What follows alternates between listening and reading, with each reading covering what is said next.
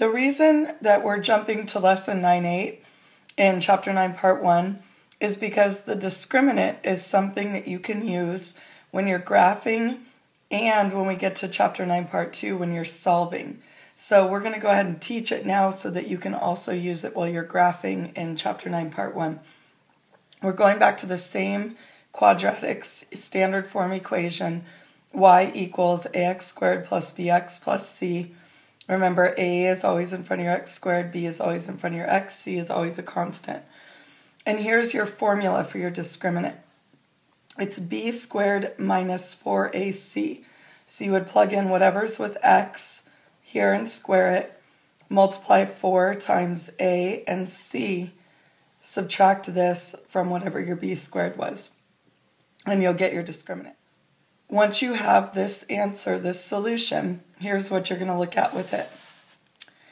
If you get a positive solution, any number at all, but it's positive, then you know that your graph is going to cross the x-axis twice, and you're going to have two solutions once we get to solving. If your answer is a negative solution, then you know you're going to have no x-intercepts. It's never going to cross the x-axis, and you're going to have no solutions. That's really important once we get to chapter 9 part 2. It's going to save you a lot of time if you remember that.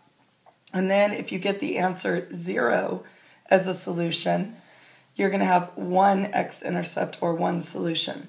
So I'm going to go ahead and just draw those right here so that you can kind of see an example of each of them. What this means is if I had a positive solution, then my vertex is going to start somewhere either below my x-intercept, or I'm sorry, my x-axis, and open up, or it's going to start somewhere above it and open down. That was a bad vertex, but you've got the idea, hopefully. Notice it crosses 2 times on the x-axis. So you have 2 x-intercepts, which when we get to solving them is going to mean 2 solutions. Now, if we had a negative solution, then you would have something that looked like this. It might start above and open up, or it might start below and open down. And I'm just putting these anywhere because it's more about the x-axis as the example right now. Notice that when we have a negative solution, you're going to end up starting above your axis, opening up. You're never going to cross the x-axis, or below it, opening down, never going to cross the x-axis. And again, really important to understand once we get to solving because it'll save you a lot of time trying to solve some of these when you realize that you're not going to have any solutions anyway. And then the last one, when you get 0, hopefully you're going to notice these are a certain kind that you'll start to see a lot more. When you get 0, it's going to start somewhere on the x-axis and open up, or on the x-axis and open down. So notice you only get one x-intercept because it only crosses at that one time at that peak point of your vertex or the minimum point of your vertex.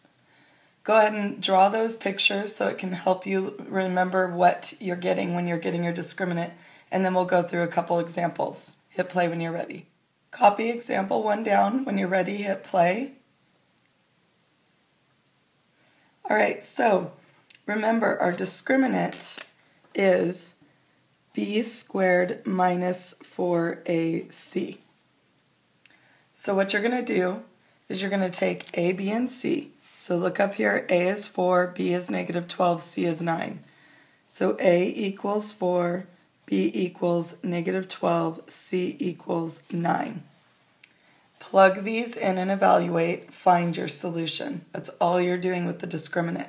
The most important part of the discriminant is memorizing what your solutions represent. That's the hardest part of it. And then also memorizing the discriminant. So plug in b, which is negative 12 squared, subtracting 4 times A, which is 4, times C, which is 9. Then you're going to go ahead and use order of operations, so square 12, and you get 144. I only have one negative here, so I know I'm going to be subtracting. 4 times 4 is 16, and then 16 times 9 is actually 144 also. So 144 subtracting 144 is 0. This is the key that you're looking for.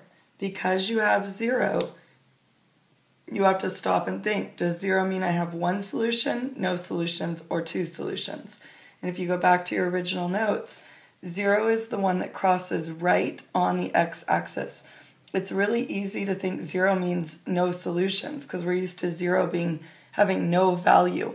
So you need to really remember it's the negatives that have no solution. When you get 0, when that happens, you have one solution. And you're going to learn a lot more about why this works once we get into Chapter 9, Part 2. But I want you to already understand it before we even go there. So just be used to it, and then you'll see why this works when we get further into our chapter. So because we have 0, we have one x-intercept, which also means when we get to solving these, one solution. It's going to mean the same thing. That's all you're doing with the discriminant. Write down example 2, and when you're ready, hit play. Notice in example 2, hopefully, as you're writing it down, you don't have standard form. So you need to go ahead and get this into standard form first. And standard form would mean moving this 1 over. And you have a couple options. Notice it says find the number of solutions.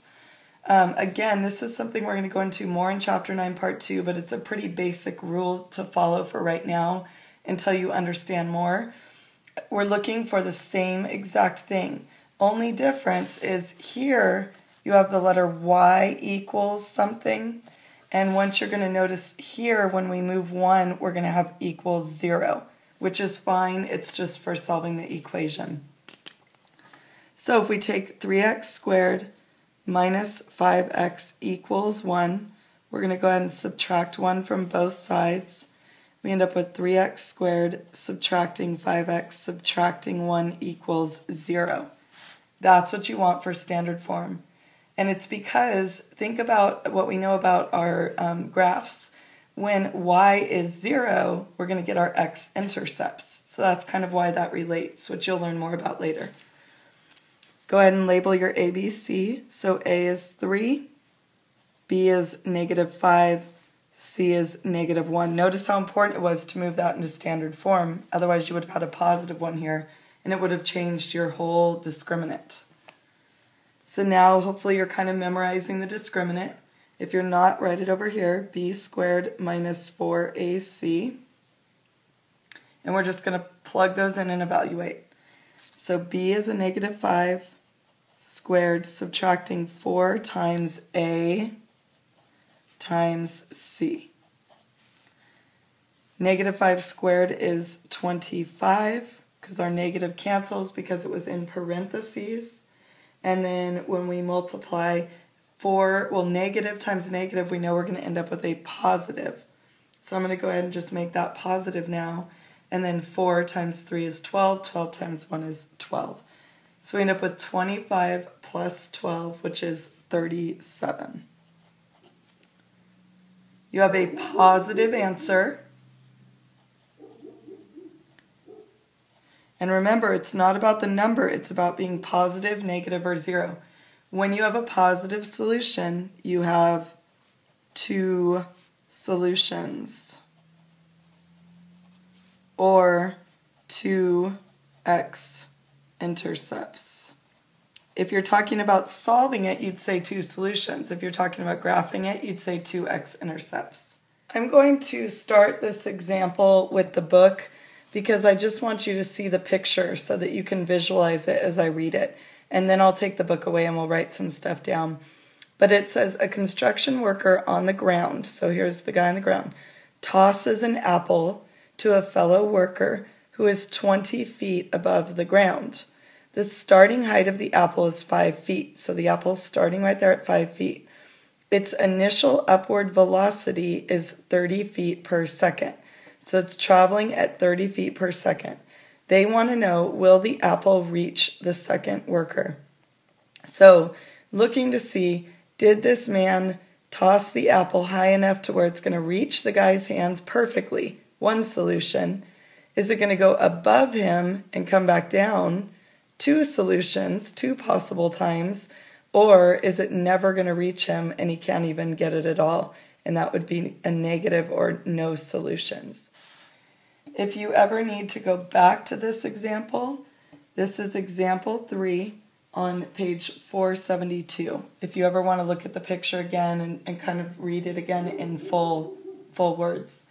So an apple is getting flown or tossed 20 feet above the ground, and they gave the starting height, they gave everything, but they actually give you the formula. H equals negative 16t squared plus vt plus c.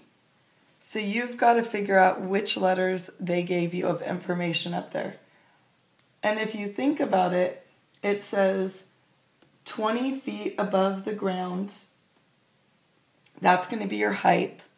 And then it gives you your velocity, 30 feet per second. That's going to be right here, your velocity. And then remember the other day I said, notice your starting point is usually your C. So your 5 feet above the ground would be your C. So let's make a couple notes of that. Height is 20 feet. And you have to be able to read the word problem and pick these out. The velocity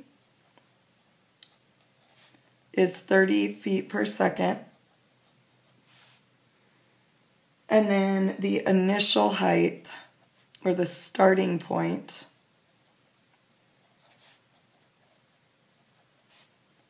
is 5 feet. So now you're going to plug those 3 in for height, velocity, and your C, your starting. Oops, I almost did H.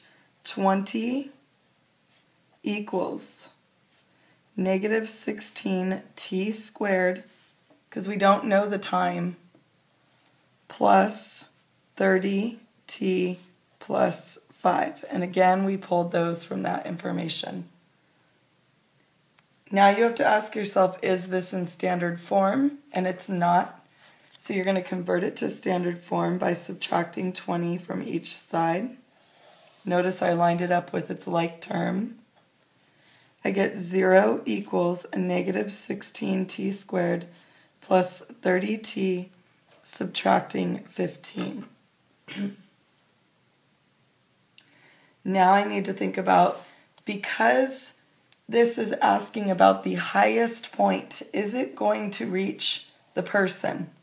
It's asking for that arc right there. And that's when you're talking about your discriminant. And we're going to talk a little bit more about some real life application to these in class also. So we know we're using our discriminant. B squared subtracting 4ac. A is negative 16. B is 30. C is negative 15. You should always do that so you don't lose negatives by accident. Now you plug everything in. You get 30 squared subtracting 4 times a negative 16 times a negative 15. And of course you could throw this into your calculator if you're doing homework or something and find your answer quickly. And what I end up finding when I do my calculations, 30 squared is 900. And when I multiply these, I end up with a negative, because negative, negative, negative. 3 of them I get negative. And I get a negative 960, which means my answer is negative 60. So if I was thinking about this in terms of reaching the worker, because I have a negative solution, it means that I am not going to reach the worker. When the apple was thrown, it never got to the worker. So it's a negative solution, which means we could write this as the word problem answer, even though you didn't write it down. But the apple will not reach the worker. Again, if we were talking about solutions without a real-life application, this would have been no solutions, or it never crosses the x-axis. And that's the end of the discriminant lesson. You'll see a lot more of this throughout all of Chapter 9, and it can be very useful, so learn it well.